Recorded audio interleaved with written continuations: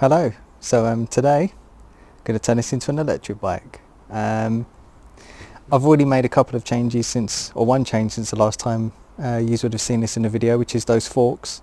They came off that giant boulder and I fitted them because they've got a disc mount and they're adjustable, and I can touch up the paint. This is what the main video is about, an electric kit. So it's a 500 watt wheel, the wheel's second hand, and then I've got new controller, all of the brake levers, throttle. I've got a new crank and gear shifters and stuff. So this is the project today. It's a used wheel and a used battery, and yeah, going to get it on this. So I think what I'll do first is this bag will come off, the drink holder and the pump down there will come off as well, and I will flip it upside down and take out the wheel and swap the tyre and tube over onto the electric wheel and get it in the frame. Okay, so the wheel's in, fitted the tyre, bolted it in. So I've got the wire coming out the bottom, that's the washers and stuff. I've actually got one extra washer which you don't normally get with the kit on this side. So I've got two down there by the free wheel because it just gives a bit more space for the chain. Oh yeah, and I've adjusted the limit screws on the derailleur. Something worth checking is to make sure that your derailleur and chain are compatible with whatever electric wheel you get, if you get a rear drive kit kind of like this. So the next step, while it's upside down, is I'm going to fit this stuff, which is the new crank set and the pedal assist. So the reason I'm changing the crank set is because this one has these metal tabs here which are in the way. So rather than have to cut them off and muck around, I've got this one which is flat on the back and that can fit inside of like that. So that's the sensor which goes on the axle, the crank axle, and spins round. Well, that's the magnet, yeah, and then this is the sensor which the magnet, I don't know, I guess this picks up the magnet as it spins as you turn your crank.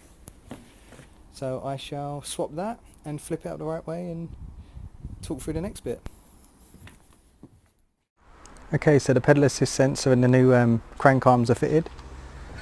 So it's not too hard to do. You just take off the bearing cup on that side, put on the sensor, slide on the ring with the magnets on, making sure the arrows are in the right direction to go the direction of the, I don't know, what do you call it, the travel of pedal. And then just to tighten up this cup until you get rid of the play. And I've set the tension on the what am I talking about? I've set the limit screws on the derailleurs, and in order to change gear I already had it in its most relaxed position on the trigger, so then I just pulled on these and that makes the derailleur move. So yeah, hopefully they're dialed in about right. With the bike upside down it can throw it out a bit. So yeah, next step will be flip it up the right way and strip off the handlebars and align the rear brake pads to the rim. It's worth pointing out this rim, although it's painted, it does have a flat area here for braking, so that should be fine. If I was a bit more patient today I would sand all that back, but the brake blocks will do that in time.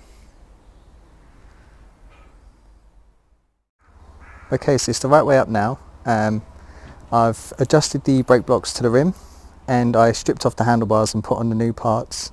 So I've just whacked on these blue grips for now, because the ones that come in the kit, they're a bit too much of a stiff plastic, so they're not the most comfortable.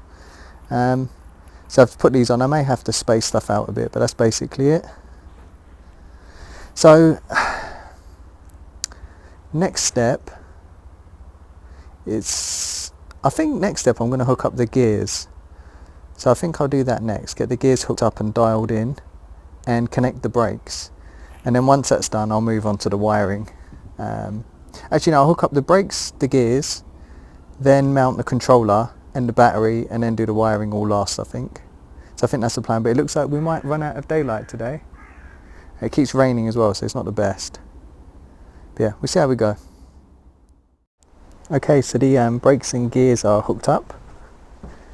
So the front brake cable is possibly a little bit tight, but there's enough movement in it, and I should be getting a disc wheel or building one maybe soon, so I'll change it then. But yeah, the brakes are done, gears are done. I had to put in this inline cable adjuster because the SLX 9-speed rear derailleur I'm using doesn't have a cable adjuster, so that's one of those things to watch out for. Oh yeah, I've still got to trim the cables down. I forgot I had to drag this in the shed because it was absolutely pouring it down a second ago. So yeah, I'll trim them off and put the end caps on, and that'll be fine. So yeah, I'm gonna do that and then figure out where to put the controller. I might cable tie it in this space here. I think that might be a good place for it, and then the battery will go on the down tube here. I think that might be the best thing to do. So I'll crack on with that now, and hopefully it doesn't rain again. I just realised one error I made. In my haste, I forgot to lower the front derailleur. Yeah, so I will handle that in between the shot. So just in case any of you notice that is riding a little bit high. So yeah, I'll deal with that right now as well. Right, the derailleur's, the front derailleur's moved where it needs to be. I've run the wires along the frame. So you can see I wrapped them, you get this like plastic thing that you wrap around the wires. So I've done that and just cable tied the wire along there. That's where I've mounted the controller, and I've got the all the wires are hooked together and the battery brackets on. So I just drilled some holes and used some self-tapping screws.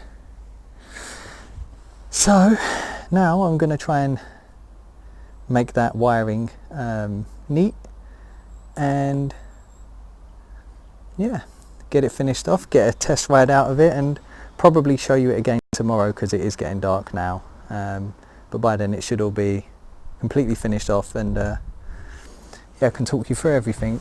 I mean, I guess I could show the wires now. These are all pretty self-explanatory. You always get instructions with the kits, and that tells you where everything goes. The hard bit really is just making it neat. So I've got to somehow bunch it all up so it looks reasonable. That shouldn't be too much of a problem. And that's the battery there. So, which goes on that bracket there.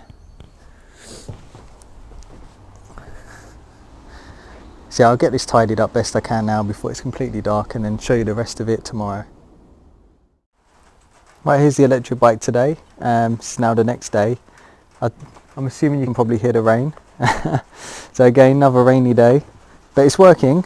The only thing is, so where was it yesterday? I think last time you saw it I was still doing the wiring and the battery wasn't actually on the mount. So that's what the battery looks like when it's slotted in, and that's what I've done with the wires. So it doesn't look that neat, but it works okay. So I've left the wheel wire separate in a separate piece of plastic to the main wires, and the reason for doing that is if I ever need to take the wheel out to fix a puncture, I haven't got to open everything, I only need to open that part. It is worth, if you do get an electric bike and you build one, try and get some tyres that are puncture resistant, because that makes a big difference. My brother, we built one for him, which is here, and he when he never had puncture proof tyres, it was a nightmare. He was getting punctures all the time. And then we got the Schwab Land Cruiser tyres, and that helped a lot, so he doesn't get many punctures now. But yeah, so when I was testing this last night, I noticed the pedal assist isn't working, so I'd have to have a little look at that. So I think I'll turn it upside down and check it out. I think maybe I put the magnetic ring on wrong or something, or perhaps it's just not close enough to the sensor. I did bend the sensor over. You can see there's a bit of a gap. So I think what I'll do is straighten the this plate that the sensor's on again, and then move it closer. But yeah, I'll flip it upside down and I'll do that, and then show you it working.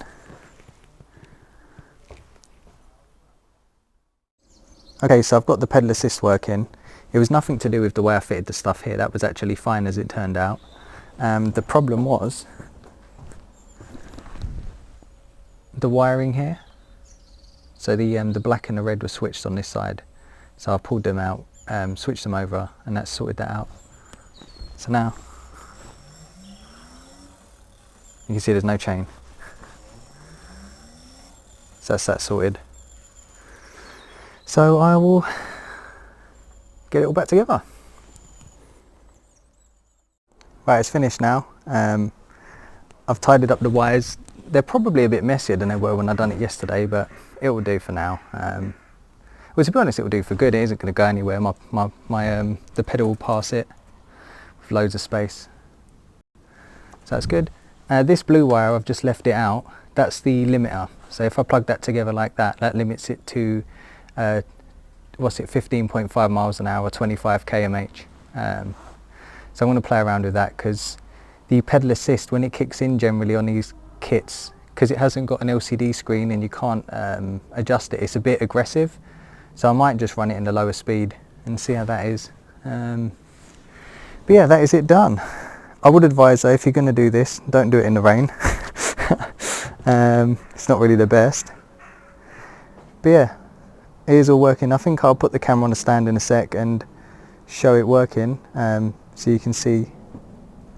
But yeah, all of these controls fitted all right. I didn't have to move nothing. There's enough space for this lever here. Sometimes it can hit on this if you don't get the angles right. There we go.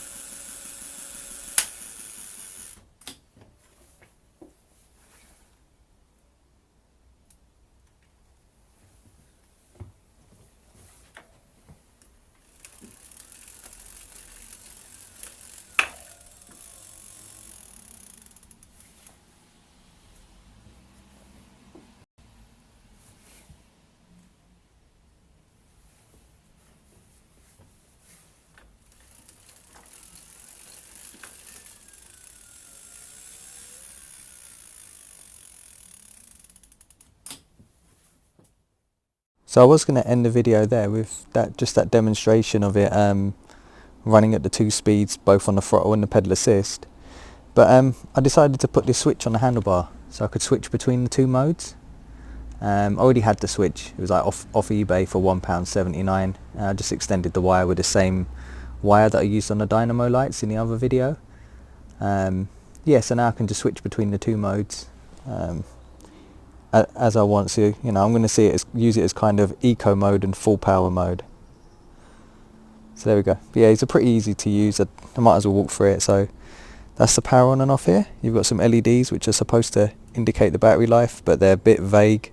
Like when you pull off, sometimes the green one will go off and then come back on. And oh yeah, and these moisture can get in, and like these can break. My brother's one, he just taped it all up with some insulation tape, and that seems to have done the trick. So I don't know if I have any problems with this either, but I'm not too worried. I can always buy another one or whatever. It's not really for anything that important, just the restrictor. And yeah, and the reason I didn't use the bag that would come with the kit for the controller, because we've had them overheat before and even start melting wires when they're put inside a bag. So I think they're better off being outside like this, and they've got a rubber gasket here, so they're pretty waterproof. Or at least my brother's has been on his bike and he's ridden it in the rain and nothing's happened yet. So yeah, there we go. And then once you've turned it on up here, it's just throttle to go, as it's trying to take off now. And then yeah, I can switch between the 2 power modes here, which I think is a nice feature. I think they should just add that to the kit, a switch you can put on your handlebar. I think that'd be quite good.